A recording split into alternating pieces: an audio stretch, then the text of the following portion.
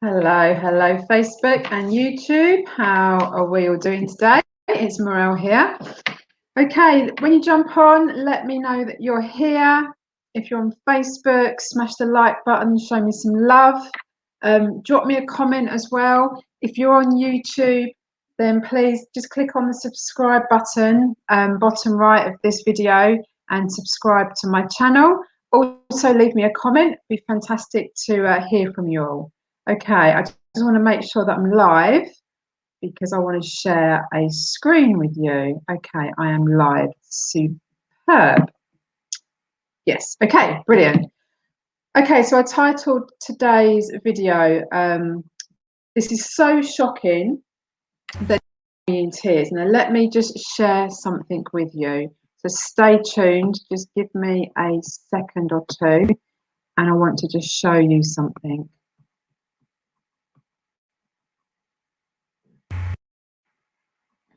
Okay, so I'm just going to make sure that I can see it on my phone. It should be coming up any second now. So this is a pretty horrific picture here. This is Cerro de Pasco. So if you have a look there on the screen, you'll be able to type this into Google for yourself. Yeah, truly, truly shocking. I have to be honest here and say that I, until recently, did not know about this this disaster. This is in Cerro de Pasco, and that is a massive hole that has been produced through mining. Would you believe? This mine produces mostly lead and zinc. So this is in Peru. And if you look closely, you can actually see there are communities, there are families, there are children living on the edge of this huge, huge gaping hole. I mean, it is just absolutely.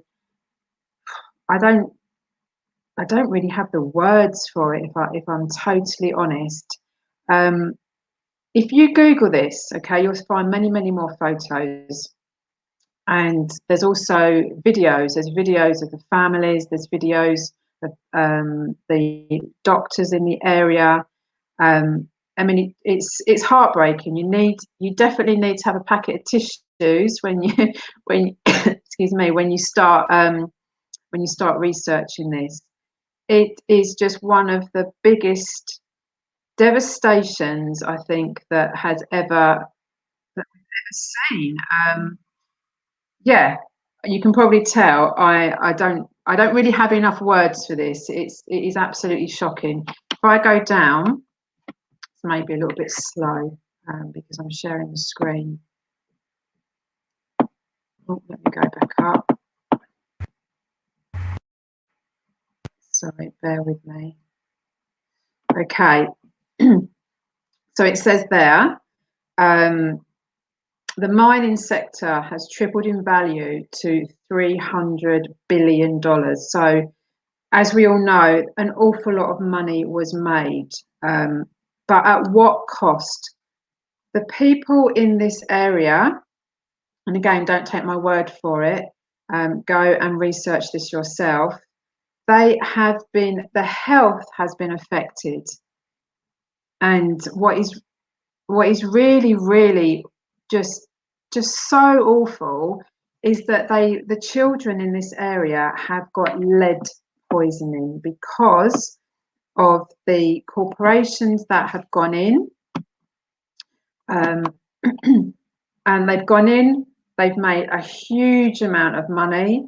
They've basically not given any care or consideration for the local people. And these children have got devastating health effects. I mean, it's just, yeah, it's awful. So let me just show you that photo there. Can you imagine that being your backyard? So you can see there's a fence there. This fence goes all around the mine. I mean, I would hope that is safe, but I mean, I wouldn't want my children playing that closely. But just, look at that. That's not a nice environment for families to be growing up in. And this is what I wanted to show you here, where it says the glory days. Okay. Oh, I didn't mention to you, sorry. This website is I don't think you can see. No, you can't see the link. This is National Geographic website. Okay, so go to nationalgeographic.com. Type in Cerro de Pasco. I'll put the correct spelling in the comments because you may spell it wrong, and you'll be able to get hold of this article. Okay, hopefully you can see that on my screen. This makes me so angry. It says here, it brought in Americans of the Cerro de Pasco Corporation, which bought the mine. Copper ruled, but silver could be found. J.P. Morgan, there's a surprise. Henry Clay Frick and the Vanderbilt family, amongst other investors, made bundles. They made huge amounts of money. And surprise, surprise, we have someone there from the banking system, J.P. Morgan. So where are they now? They've gone in, they've totally devastated this area. They've made all their profits. Well, where are they now? These people are now living with the consequences of this. So why am I sharing this with you? I'm sharing this with you because, let me just stop sharing my screen. Just bear with me. Okay, a reason I'm sharing this with you is because we have members in our business. This is a business that I've been involved with for 2.5 years, coming up for 3 years now. Company's been going for 11 years. We have a massive Spanish team. We have people living in Cerro de Pasco. Okay, so they are actually, this is their life. They are living around that mine. They are members of the company that I'm involved with, and they are absolutely thrilled because we are going to go in and we're going to help. We're not going to be able to, of course, eradicate it and get everything back 100% to normal, but we have a project where we are going to go in and actually do some mineral recovery. So where the mine was, as you can see, it's an absolutely massive area. I can't remember the size of it, but if you look at that article on nationalgeographic.com, it will give you all the details. So there's lots and lots of minerals left behind. So this, of course, is very lucrative.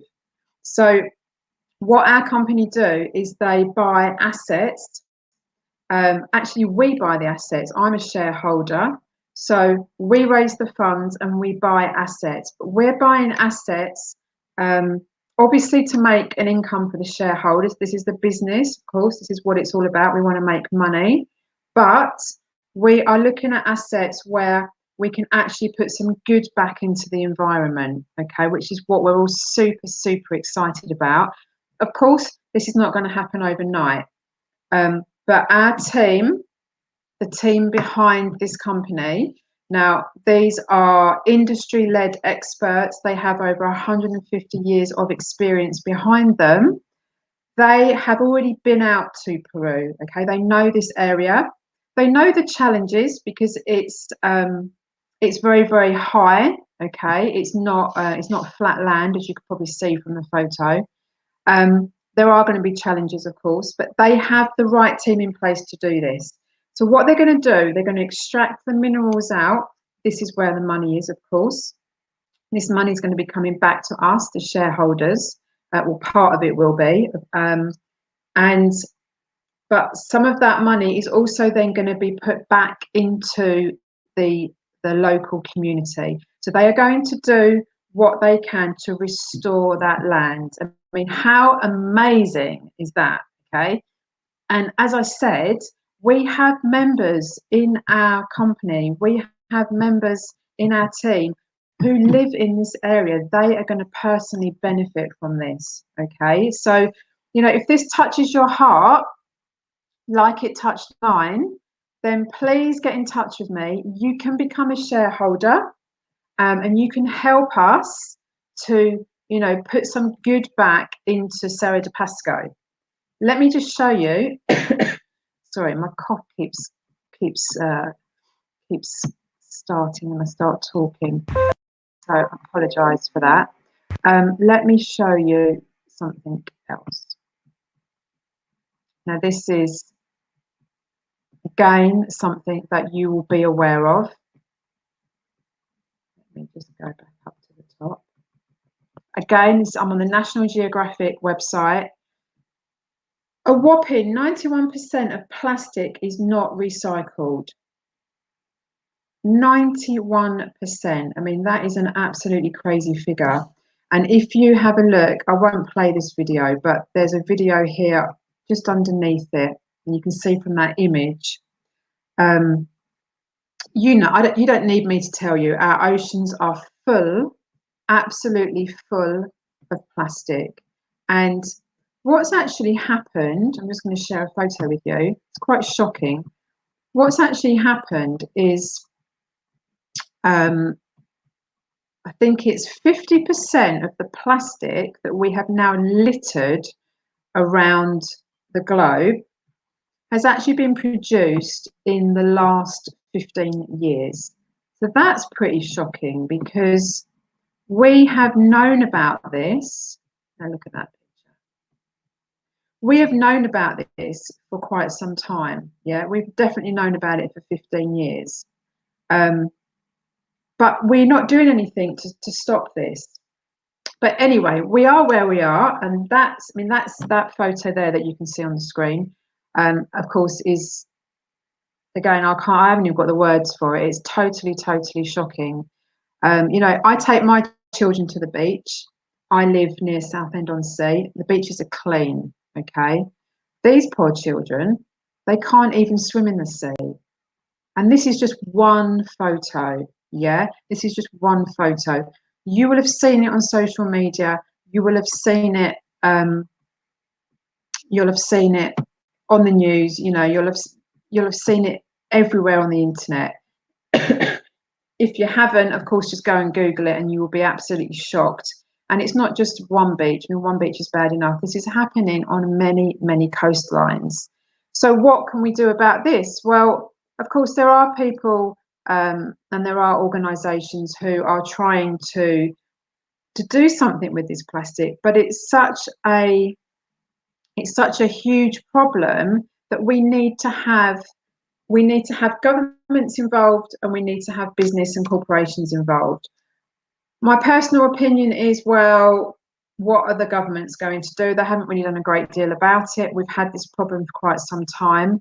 But what I can tell you is that our company are doing something about it. So, as I mentioned to you before, what we do, we purchase assets, which then give a quarterly return to the shareholder. So every quarter we will receive our income from this.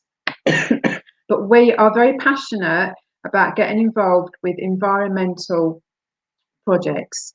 So I mentioned Cerro de Pasco. That is something that we are definitely going to be going into. I can't give you an exact date at the moment, because obviously there's a lot of research that needs to go into this, but we will be going into Cerro de Pasco. But what with our project, okay, so we've got 3 assets already, but our next project, which we're raising the funds for, is recycling non-recyclable plastic. So all that plastic that you just saw there in the ocean, some of that can actually be recycled, but not recycled into another plastic item. Okay, this is why we call it non-recyclable. There is a process called pyrolysis, and there are other companies doing this. Okay, but I really believe that we're going to be at the forefront of this, because we have, like I said, over 150 years of experience in this area with our team of industry-led experts. Okay, and we have the right people behind this company, people who are very, very passionate about making a change. We can't, of course, eliminate all of it, but we can do quite a how can I explain it? We can make quite a big impact, I believe. Okay, because obviously we are a business. This is not just a group of everyday people trying, as you know, with all the will in the world. You're not going to be able to get rid of this plastic. Okay, so pyrolysis. What is pyrolysis? Right. What they do is it goes through a process where they heat. They don't burn. So there's misconceptions about pyrolysis. People think that it is really bad for the environment in terms of fumes. Okay, it's not, and I'm going to show you something in a moment on YouTube. It doesn't heat it doesn't burn the plastic. It heats the plastic. It goes through a process which is called pyrolysis, and they actually turn this plastic into oil, into fuel, so it can then obviously be sold. You know, we need oil, and I know that some people don't like, you know, they don't like oil. They don't see it as very, you know, it's not environmentally friendly. But the harsh reality is we are not at that point where we can just switch over to renewable energy. Yes, we need to be moving towards renewable energies, but we still need oil. Oil is in everything. Everything I look around, you know, my phone, it's in my phone. If you wear glasses, it's in your glasses frame, even in some of the upholstery in your sofa. So we need oil. So what the pyrolysis does is it takes it heats the plastic and it turns it into oil, into fuel, which of course then can be sold. Now, this again is where we can make the money, but we can take some of this waste plastic. We can take this out of the ocean. We can get it out of landfill, and we can actually do some good with this. So I want to show you one last thing, which I really recommend that you have a look at. If you go onto YouTube, you can type in pyrolysis. Let me just show you the video. And I will put the link to this. I'll put the link to this in the comments. Okay, now this is, I'll just play the first few minutes. Almost half the plastics that we use are thrown away after just a single use. The problem is there is no away. And plastic can take hundreds of years to degrade. So every single piece of plastic that has not been recycled still exists. I'm Oliver Steeds, and I've come to Ireland to investigate how we can convert our waste plastics into fuel. Okay, so I hope that you heard that.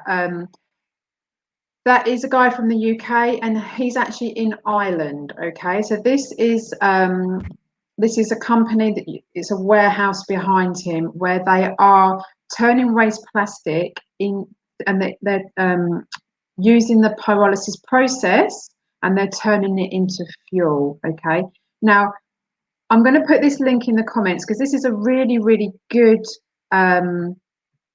video. It explains it really well. Some of the videos on YouTube, to be honest, they're a little bit boring. They go through the process of pyrolysis, but he explains it really, really well. So, and you can see that this is happening in Ireland, and this is not a new thing, okay?